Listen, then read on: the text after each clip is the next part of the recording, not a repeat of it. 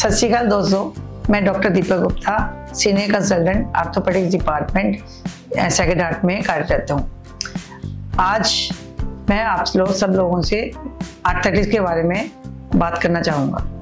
Arthritis, जिसको हम अपनी भाषा में गठिया भी कहते हैं। गठिया एक ऐसा डिजीज़ है जिसमें इसको हम ऑटोइम्यून डिजीज़ भी कह सकते हैं।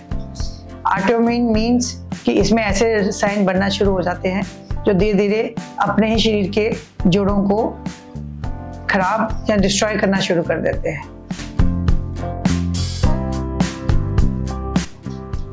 गठिया में शुरुआती तौर पर हमारे शरीर के छोटे जोड़ इन्वॉल्व होते हैं, जैसे हाथों के जोड़ शुरुआत में इन्वॉल्व होते हैं। फिर धीरे धीरे करके ये घुट इन्वॉल्व होता है, एल्बो इन्वॉल्व होती है, और एडवांस स्टेज में घुटने, हिप जॉइंट, धीरे धीरे पूरे शरीर के हमारे जॉइंट्स इन्वॉल्व होने शुरू होते हैं।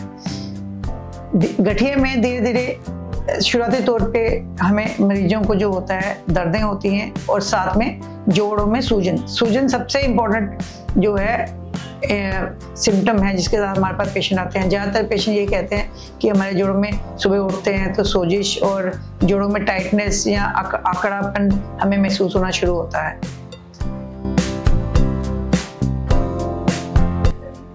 गठिया एक लाइफ लॉन्ग डिजीज़ है, मतलब कि जिसको एक बार हो जाए ये पूरी उम्र उसके शरीर के अंदर रहता है। अगर कोई डॉक्टर या कोई भी क्लेम करता है कि हम इसको दवाई देके 3 हफ्तों में, 4 हफ्तों में, महीने 2 महीने में ठीक कर सकते हैं, तो मतलब कि उसको इसके बारे में कोई भी जानकारी नहीं है। आज की डेट में गठिया का पूरा इलाज है, पूरा इलाज संभव है। इसको हम पूरी तरह से ख़त्म तो नहीं कर सकते, लेकिन इसको पूरी तरह से कंट्रोल कर सकते हैं। गठिया का इलाज शुरुआत में ही हमें शुरू कर देना चाहिए। धीरे धीरे अगर इसका इलाज सही टाइम पे शुरू कर दिया जाए तो इसकी वजह से जो जोड़ों में टेढ़ापन या खराबी आती है उससे बचा जा सकता है। गठिया का इलाज एक बार शुरू कर दिया तो अपनी मर्जी से इसको कभी बंद नहीं करना चाहिए।